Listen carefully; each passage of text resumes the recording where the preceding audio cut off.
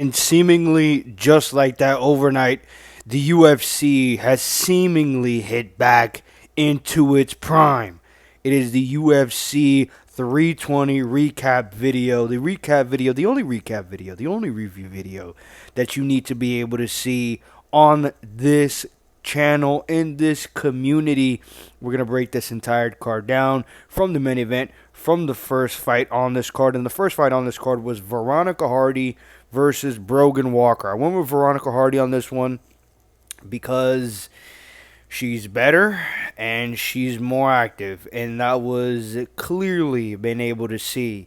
Veronica Hardy did whatever she wanted to be able to do, especially on the feet. Brogan Walker, she's been gone for about 2 years, and it looked like she hasn't even trained a lick of a day. Her wrestling is pretty good when she was able to show off her physicality and have some dominance and then run herself into some takedowns. She was able to overpower the feminine Veronica Hardy in terms of wanting to be able to push the fight into her ways, but that was few and far between. And again, on the feet, it was a complete mismatch. Brogan Walker is like patchy mix levels of being very bad, and I mean very, very bad on the feet. Veronica Hardy, very simple game, kept it long with the kicks, was in her range, and did what she needed to be able to do. And now moving on up the card, we got Ramis Brahamaj versus Austin Vanderford. A lot of people in this community were going for Vanderford to be able to pull out the victory over Ramis Brahamaj. And I went with Brahamaj on this one. I went with the quote-unquote underdog on the odds makers. If you're running FanDuel, you're running DraftKings, you made some money on this one if you went with my pick. Ramis Brahamaj in that first round seemingly was trying to just be able to time Austin Vanderford. Vanderford was just keeping things simple on the feet, keeping things busy, throwing his kicks, throwing some nice punches here and there. There was some few exchanges until Vanderford was then enthrottled himself to be able to get a takedown.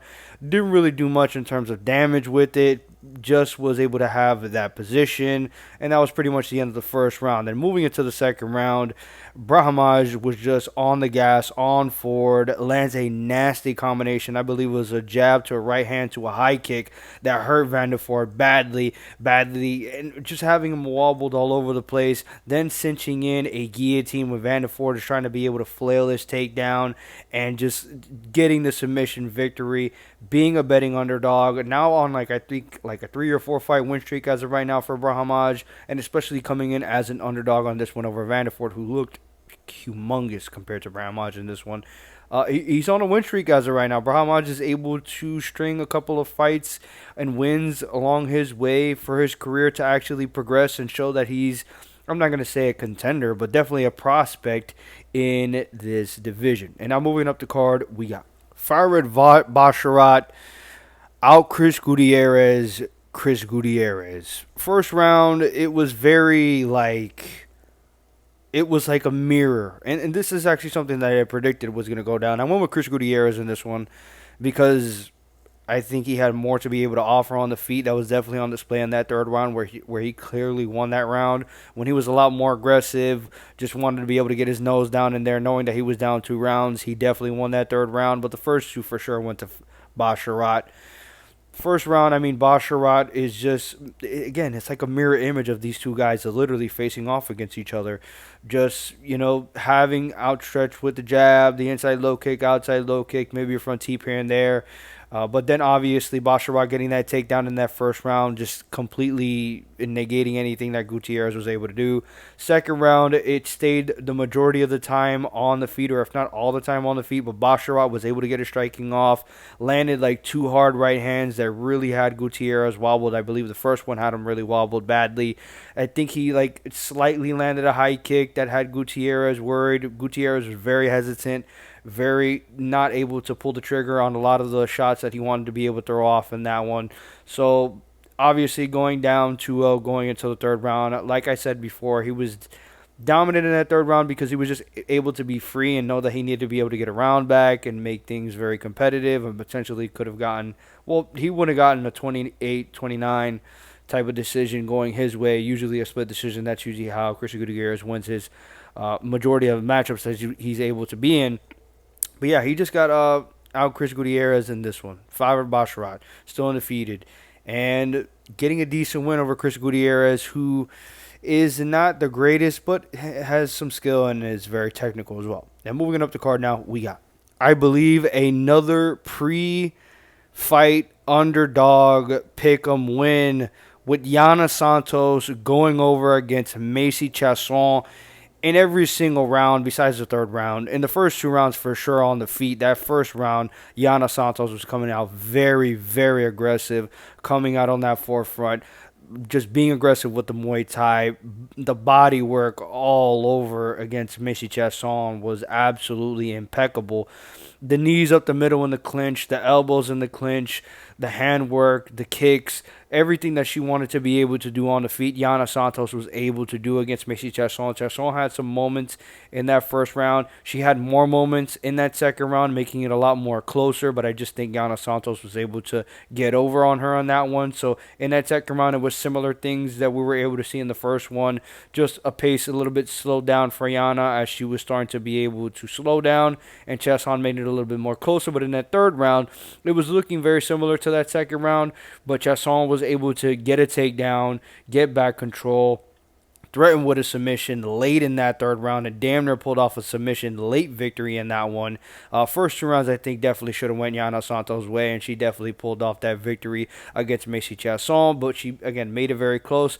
That's usually what the case is in most WMMA fights, where it's a 29-28 decision to a clear victory winner when it's the majority of the women that are in the rankings in their respective divisions. So Yana Santos got another one on this card correct. And now moving on up the card, we got a very easy one to be able to call, predict, see. You see this like light years away ahead of you. Puna Haley Soriano versus Nikolai Varetnikov.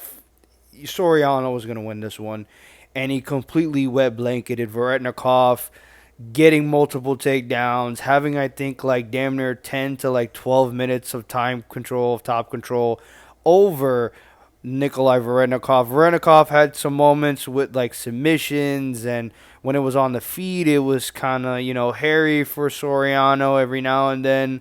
But really, this was just Soriano completely doing whatever he wanted to do on the ground, getting the wrestling, getting the grappling going, and having some nice ground and pound. And now moving up the card, we got Edmund Shabazian versus Andre Muniz. I went with Edmund Shabazian on this one. Another no-brainer, I believe. But this one was a little bit closer than a lot of people are probably going to be able to remember. I think Andre Muniz had some success with the kicks, that being the body kicks and the inside low kicks. He started to be able to land some pretty decent power shots on the feet as well with that southpaw jab and that hook as well. Giving Edmund Shabazian some things to be able to worry about. He did get a late first round takedown, and obviously Muniz is a lot more versed than what Edmund Shabazian was. But during an exchange, Edmund Shabazian clipped Andre Muniz with a nice left hook, dropped him, and got some nasty ground and pound to be able to get the TKO victory in that late first round for Edmund Shabazian. A lot closer than what a lot of people are probably going to remember. And, honestly, Shabazian has been in the UFC game for quite some time. He is, even though he's still pretty young, he's like, I think, 27, 28 years old. He's kind of like on that journeyman's journey, similarly to a guy like, I want to be able to say a Neil Magny, but I just think a better version of a Neil Magny, because I think on the feet, Shabazian is definitely something that you need to be able to worry about. I think he's on a win streak as of right now, 2 or 3 fight win streak. Shabazian is one of the better unranked middleweights in his division as of right now, and I think that maybe giving him a step up in terms of competition, even though Andre Muniz, I think, is not good at all, did give him some cause to be able to worry about. But I think Shabazian, obviously, getting the job done, doing what he needs to be able to do. And I'm moving up the card. We got a lot of people being up in arms about this one. A lot of people calling robbery. A lot of people believing that Patchy Mick won this one. I don't care. I don't care if you think Patchy Mix won. I don't care if you think Jakob Wiklax won. However you want to be able to pronounce his name. I eventually get his pronunciation of his last name correctly. Patchy Mix, man, is absolutely like atrocious as a fighter, especially on the feet. He is such a liability on the feet. him and Tatiana Suarez, the power couple, quote unquote, if you want to be able to call them that. They need to go to a different gym, man. Like, understandably so, their grappling is good. You know, it's like 8 out of 10. It's not super dominant. It may be super dominant for Tatiana Suarez and the women that she's going against, especially with her physicality and how big she is compared to everybody in her division. But for Patchy Mix, you can't even get a win over a dude that's a KSW champ in another, company that's not even in a number two type of company. And, like, it's close. It's close. Like, you absolutely get dominated by Mario Batista. And this fight was close against a guy that's young and making his UFC debut and being in the bright lights, and you're out there calling out Peter Yan, and you're talking about how you're the best bantamweight in the world. I mean, man, this was atrocious. Third round for sure, Patchy Mix. First round for sure, Jakob. Even though Patchy Mix made it a little bit of comp on the feet in that first round, and he did get a takedown to have some top control. Jakob, I think, was doing better in terms of threatening with the guillotines, having top control, landing some nasty ground and pound, having a nice welt over Patchy Mix's face. And I think in terms of the stand-up, I think Jakob was doing a little bit better as well. It all comes down to that second round of where you believe who won the fight realistically. And I went with Jakob. I think Jakob on the feet was just doing what every other UFC fighter in the bantamweight division is going to do against Patchy Mix. Because Patchy Mix's stand-up is absolutely atrocious. It is like you're getting paid good money, man. And you can't invest in good stand-up. Like, you've been doing this for this long, and you're still flat-footed. You're still head on center line. You're still getting pieced up, and your defense is your chin and your toughness.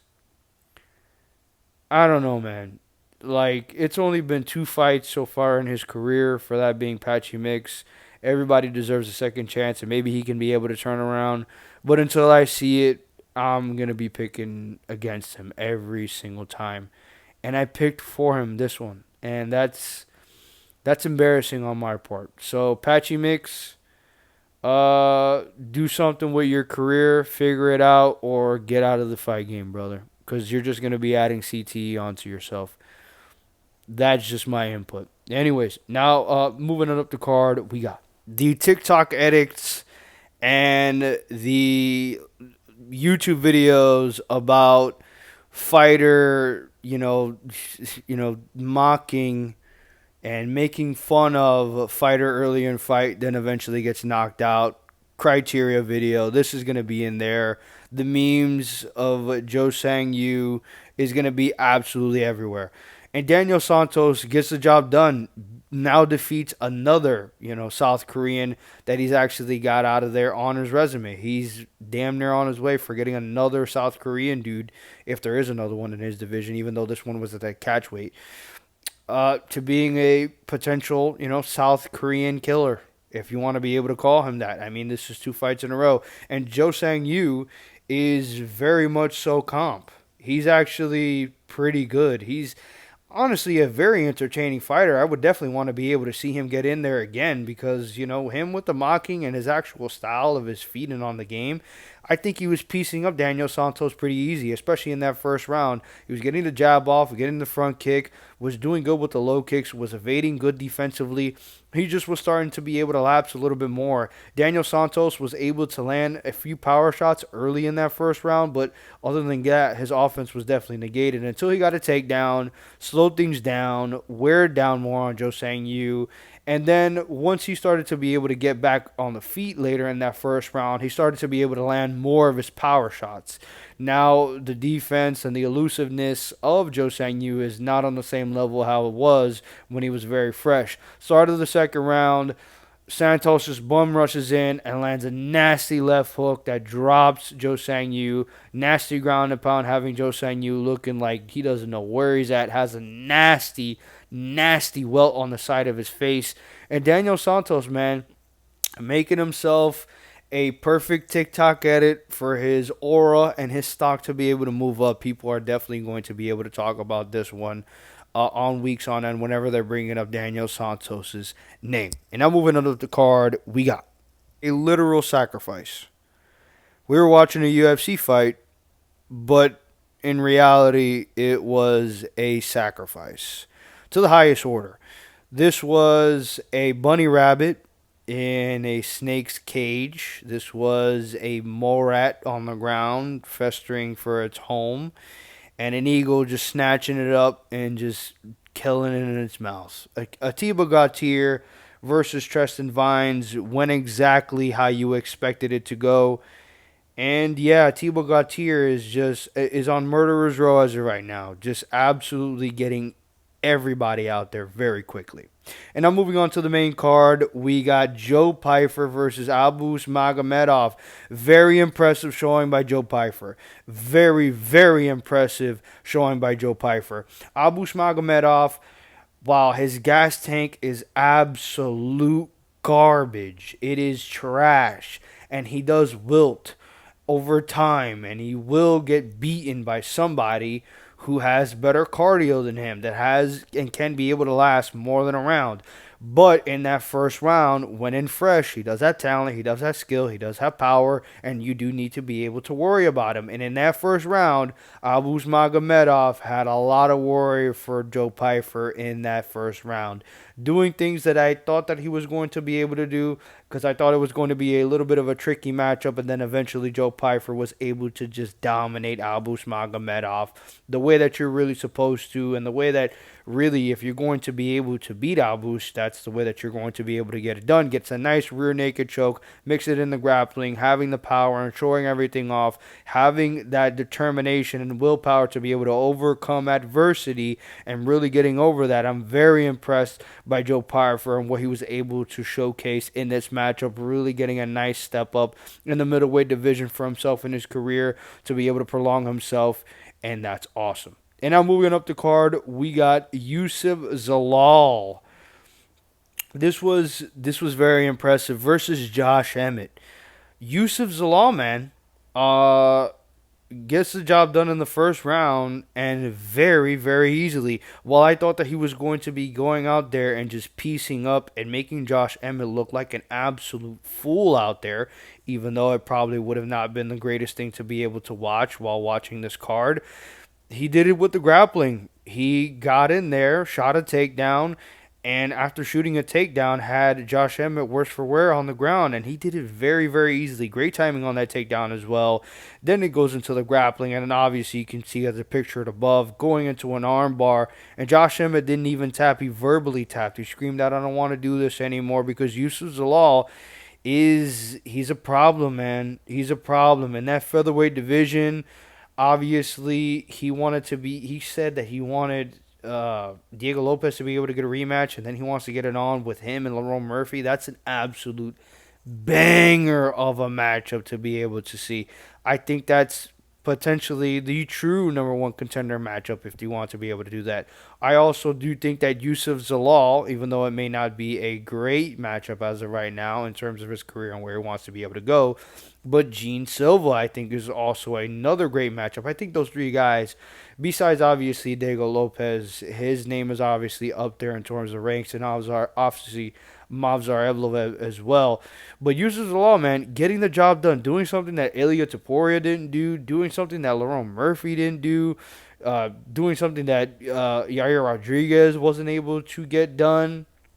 There's a lot of names that wasn't able to get Josh Emmett out of there in that first round, and he was the first one to be able to do so. And now moving on to the future fight on this card, and we got what I thought was potentially going to be the fight of the year. Maybe didn't live up to the hype of being the fight of the year, but definitely one of the greatest turnarounds and moments of the year bar none. Yuri Prohaska somehow, some way gets it done. If you don't have the power in your hands, like an Alex Pereira, because he is the only guy to be able to defeat Yuri Prohaska, and I honestly believe the only guy that really can be able to beat Yuri Prohaska if he does able to decide to stay in the light heavyweight division, and they're somehow able to make that trilogy matchup between Alex and Yuri. We'll get that later down the line when we get in touch to the main event talk. It's absolute. This was similar shades of what Yuri did against Alexander Rakic. The first two rounds, I mean, just complete complete domination by Rakic and by Roundtree. Roundtree in this one in the first round. One thing that I will give credit to Khalil Roundtree is he definitely has this one thing mastered now. Ever since after the Alex Pereira matchup, and then going into the Jamal Hill matchup, and now in this Yuri Prohaska matchup, is that he definitely paces himself very good. Now, without saying that, yes, he did guess out. He did get knocked out, but his style and his game plan of having spurts and having moments, showing off his speed, showing off his ability, and really just having the fight just being done in moments and being technical and being out of the way and making sure you're being defensively responsible and then just having these big moments throughout the entirety of a round, and then that's how you win a round. That's Khalil Roundtree's game. And if that's the game that you're going to be able to play in the first and second round, you look at what he did to Yuri and also what he did in those 5 rounds against Jamal Hill. You're gonna be donezo against a guy like Khalil Roundtree because that's really his game plan. Second round was a lot more competitive, and Yuri's was starting to be able to get more into his flow, landing his jab a little bit more. He's throwing like these little side front kicks and also these question mark kicks as well. That are really not doing too much of an effect, but they're landing every now and then. But still, Khalil Roundtree is still in control. His counters were definitely on point, especially with his hands, his hooks, and his jab, and his left. It was just everything was looking good for Khalil Roundtree in this matchup in those first 2 rounds. He looked like he was definitely on his way to be able to get a victory in this one pretty easily over Yuri Prohaska. Prohaska was having a very hard time getting his timing, getting Khalil Roundtree's timing, trying to be able to gauge his distance as well because Roundtree was having his moments again of just bursting in and having his moments and then really just being able to saunter off and not being able to worry about what's coming back after the fact of that. As well as Yuri was looking like he could have probably been injured into this matchup. His feet like were like slipping from him. He was like falling over himself. He wasn't as sturdy on his feet. He was bouncing around, but he wasn't as awkward or unique as usually as he was in other fights. Really, when he's in his, good graces or not injured. So that was something to be able to worry about in that one because it just seemingly looked like he wasn't able to find his footing and had any like serious moments where he needed to be able to get those things done. So with those two things and all those things actually just going over in those first 2 rounds, Khalil was looking very dominant and looking like he was running away with it, even though Yuri was coming on a little bit more in that second round. Third round though, it was just like a bat out of hell, like a zombie just woke up and was able to just spark the plug. Once Yuri knows that you're fading or that you can't be able to really put him away with one shot, because it just takes one shot for Yuri to be able to clip him, and he's done, and then that's how you probably are going to win. But if you have some power, obviously in your hands in the light heavyweight division, you're going to carry some type of power because they are some pretty big boys. But if you don't have that power just to be able to completely clip him hard and have him out of there or damn near out of there, he's going to eventually just walk you down and get you out of there. And that's exactly what he did. Yuri Prohaska just put on a pace on Khalil Roundtree that Roundtree just could not be able to get out of. And unfortunately, as well, the IQ of Khalil Roundtree isn't that good as well because he kind of invited that to himself as well. He wanted to be able to get into firefight. He wanted to get in some of those crazy exchanges with Yuri. And with those things happening, Yuri throwing the knees to the body, the front kick to the body, the elbows in the clinch. The hands are starting to be able to work. The jabs, the right hand is starting to be able to land. He's throwing hooks.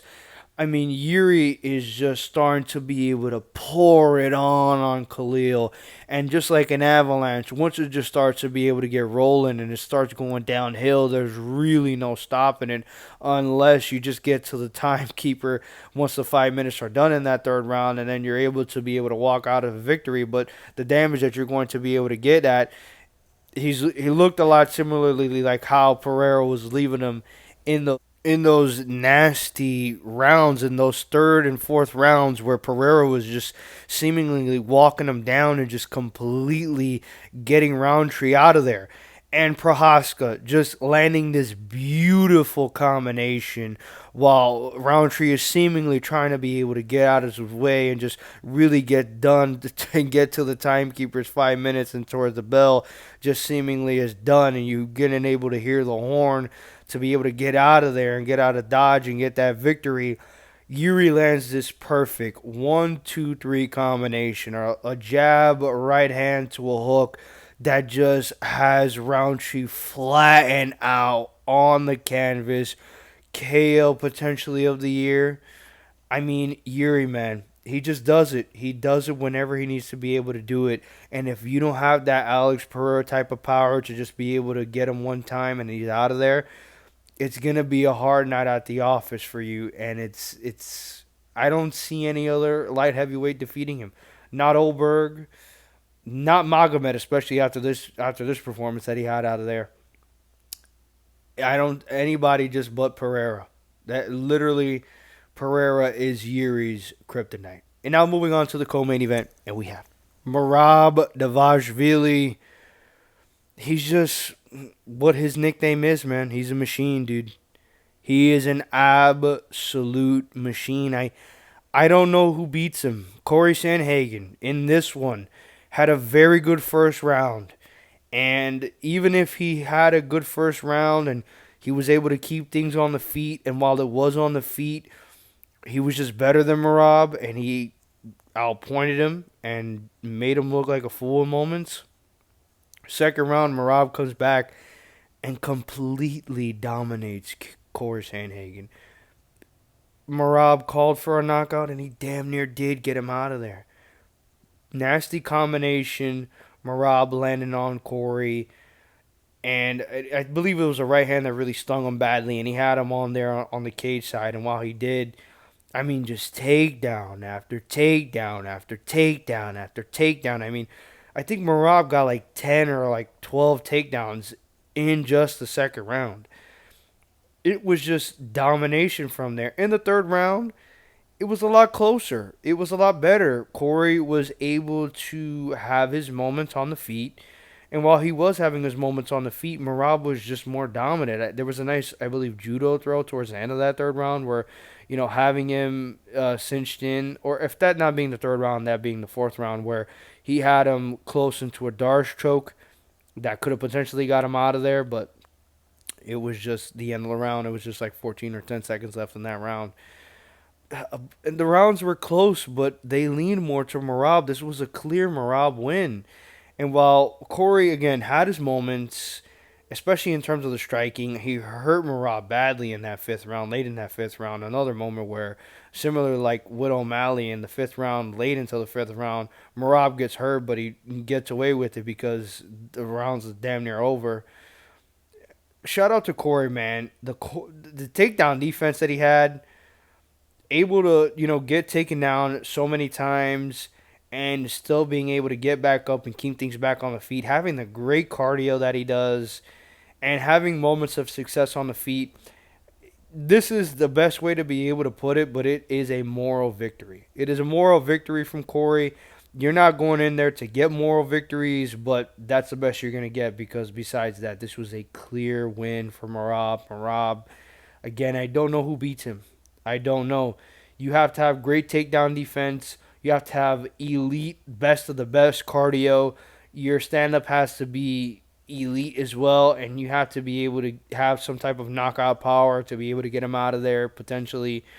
And you have to have good wrestling to be able to fester it off and to be able to get back to your feet or get back to a position you need to be on the feet. And there's not a lot of guys built like that in the bantamweight division as of right now. He's cleared out the division. He's beat all the best names. The only real matchup that you can be able to get him into now is rematches. You look at the Peter Yan rematch. If Umar gets a win over Mario Batista, you kind of have no chance but to be able to get Umar back in there against Merab if Merab is able to defeat Yan in the rematch. Or if they don't want to give the Yan the rematch, they go back to Umar, who had the best chance and best success over Merab in all the fights that Merab has had so far in his career. But yeah, I don't know who beats Merab, man. I seriously don't know who beats him. He's an absolute Terminator, man. He is a literal robot. He is a droid. And either Father Time is going to get him, or eventually he's just going to get cracked by a KO. And that's the only way that I see him losing, realistically. And now moving on to the main event. And we got Shama. Alex Pereira is back being the king of the UFC. You heard it from the crowd all night. A lot of boos, a lot of heckling for the Dagestan man, Magomed Ankalaev, and you obviously heard the crying appraisal and raising of their king of the people, that being Alex Pereira. And Pereira gets this done very, very easily. I picked Alex Pereira to be able to get this victory back over a lot of people in this community. I want to be able to put this on the forefront. And this is why you need to watch these videos and why you're here on this channel. You're here on this channel for a reason. And thank God that you are. But more, you need to jump on the bandwagon. A lot of people. And I said that this was a 50-50 fight because it really could have gone either way. I went with Alex, and it went exactly the way that it needed to go for Alex to get the win.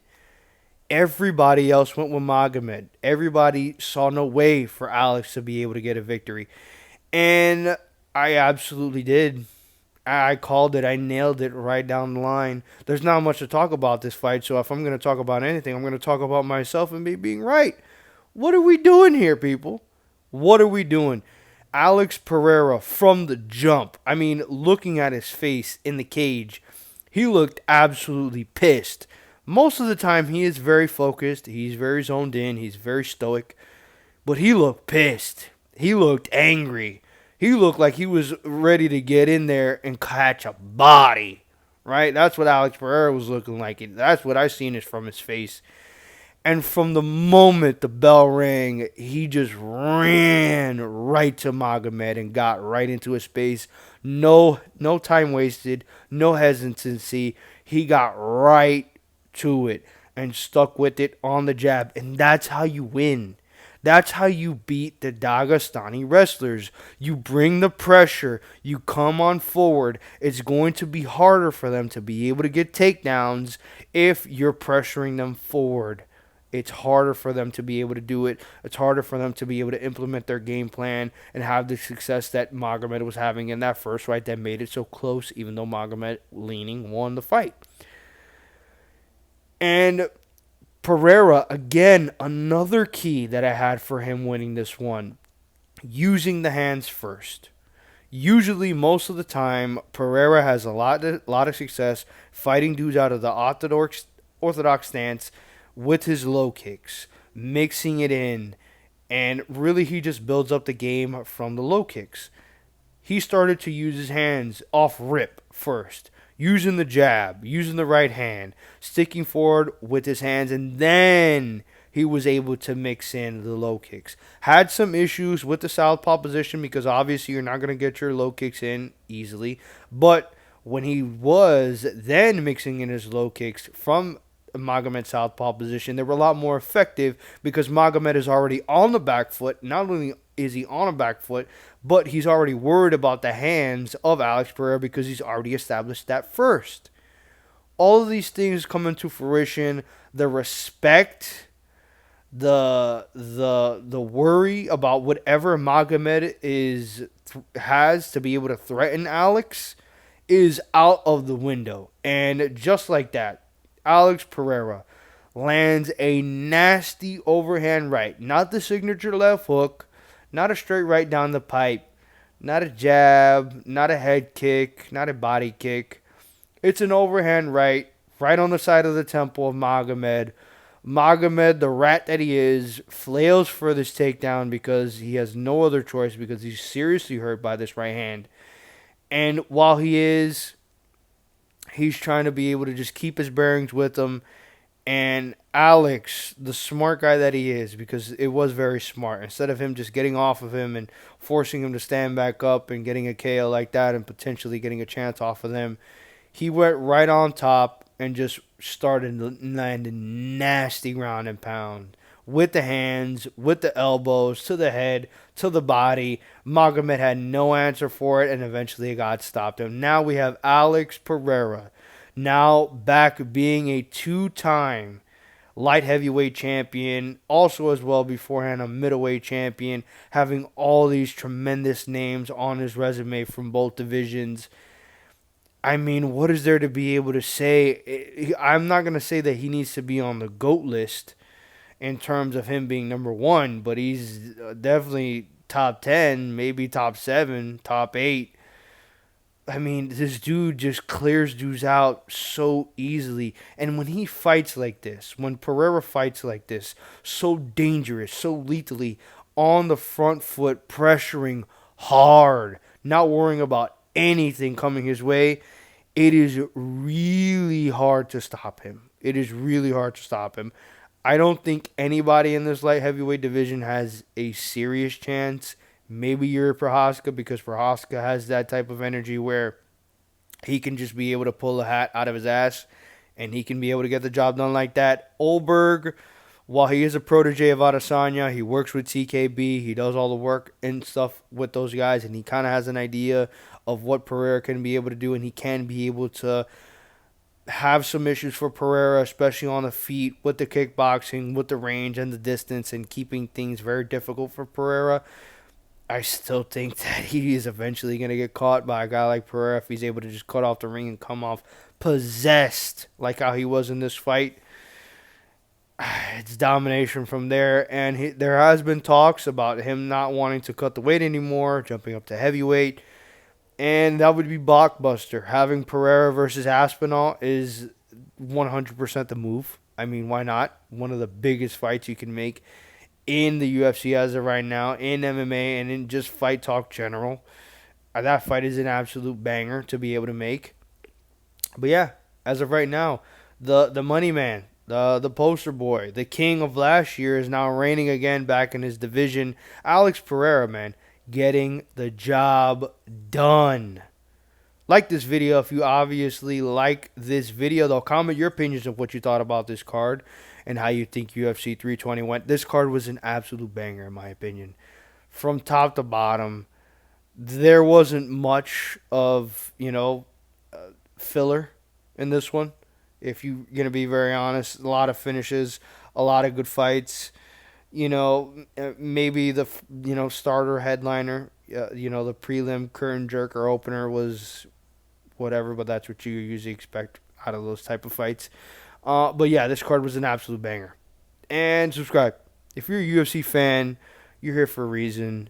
You love this content, and I love you for loving this content, because we're here together and we're here forever. And that's how it would just be. Thank you guys again for watching again, and peace.